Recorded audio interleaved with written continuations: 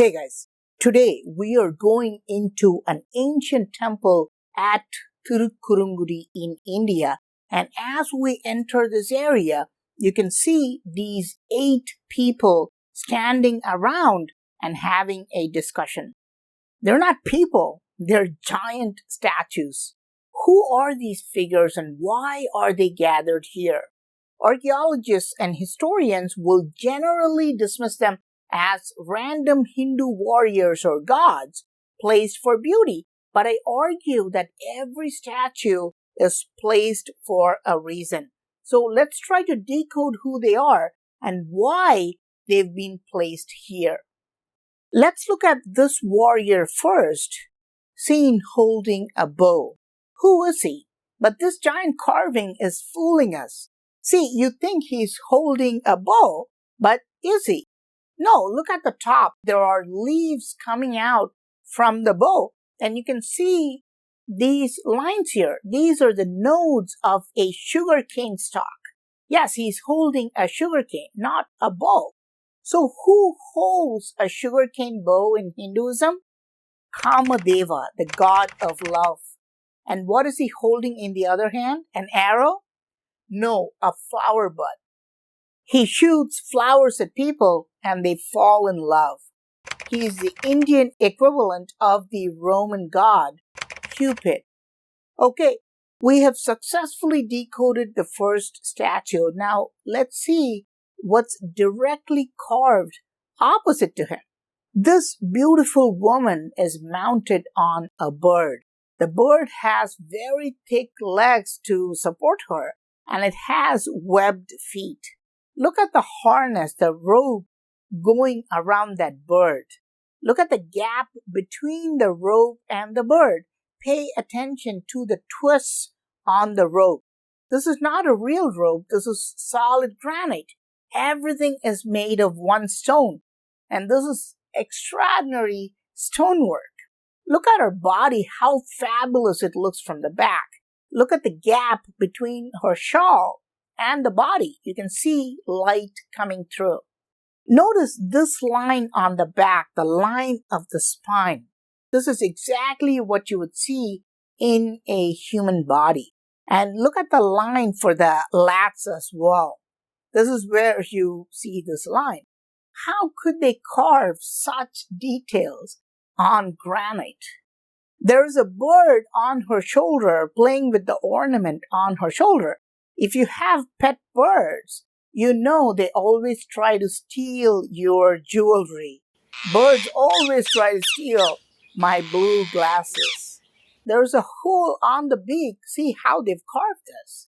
She's feeding the bird with her right hand. But what is she feeding it with? It's a flower bud, and the bird is drinking the nectar from the flower.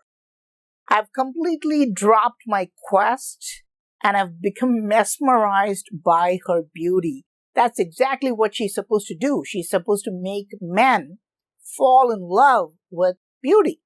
She is Rati, the goddess of love. She is the wife of Kamadeva. This is why both these statues are carved facing each other.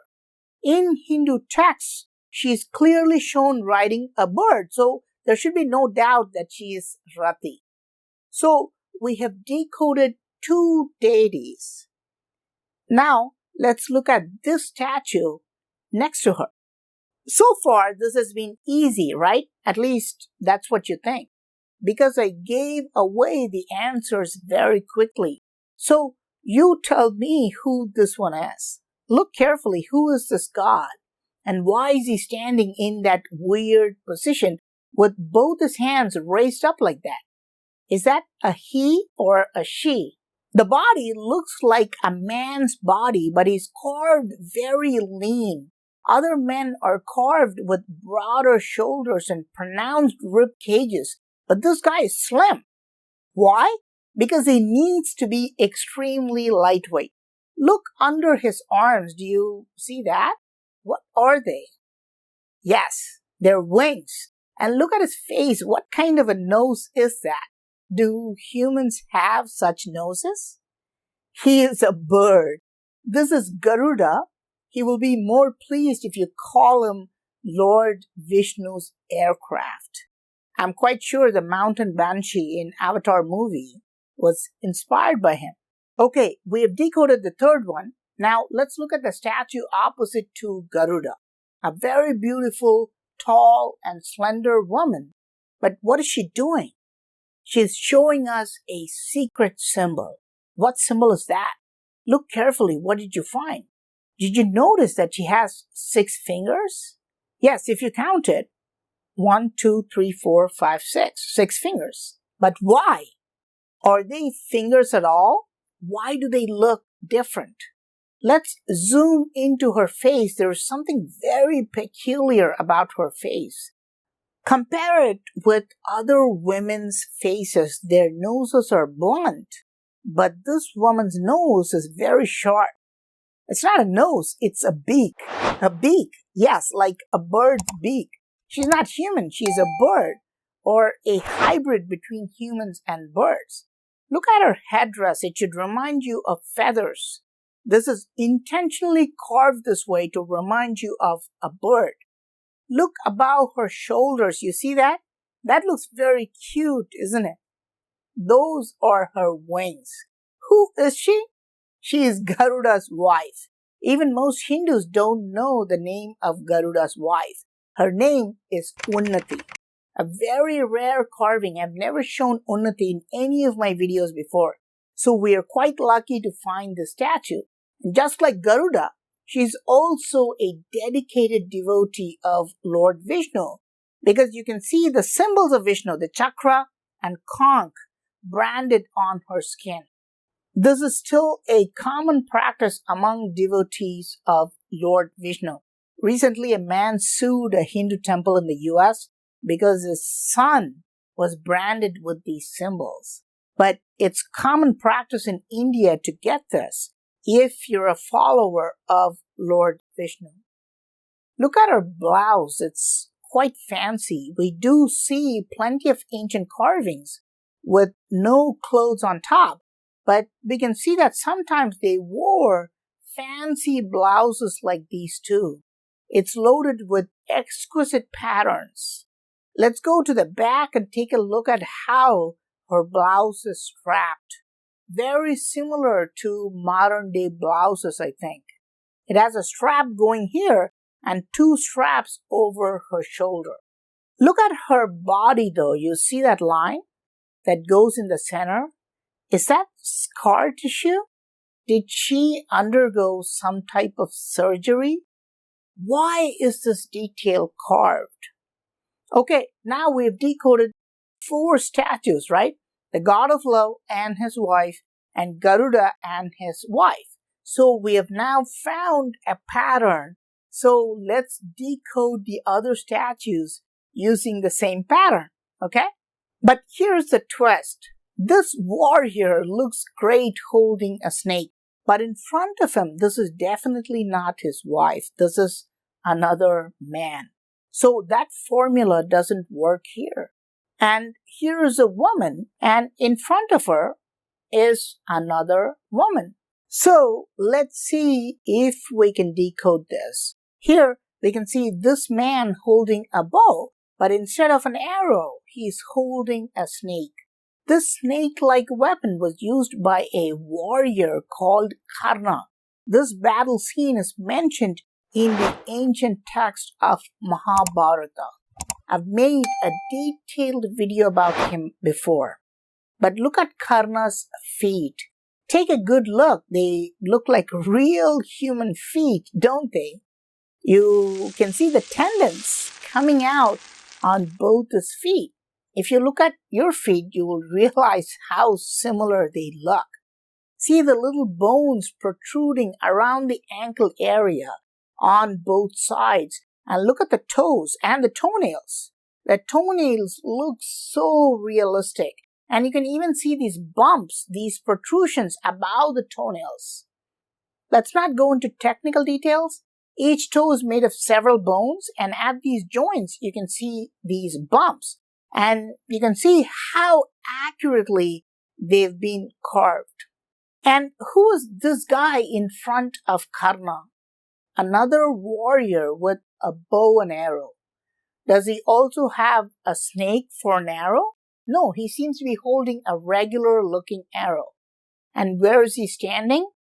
He's not standing on the ground. He's standing on a chariot. Yes, that chariot is carved below him, and you can see the driver doing something strange with his foot. He's pressing on the chariot's base. This particular scene is mentioned in the ancient text of Mahabharata. The driver is Lord Krishna, and the warrior is Arjuna. When Karna deployed the snake-like weapon to kill Arjuna, the driver pressed on the chariot, so the arrow missed Arjuna's head. Instead, his helmet was blown off, and eventually he won the battle.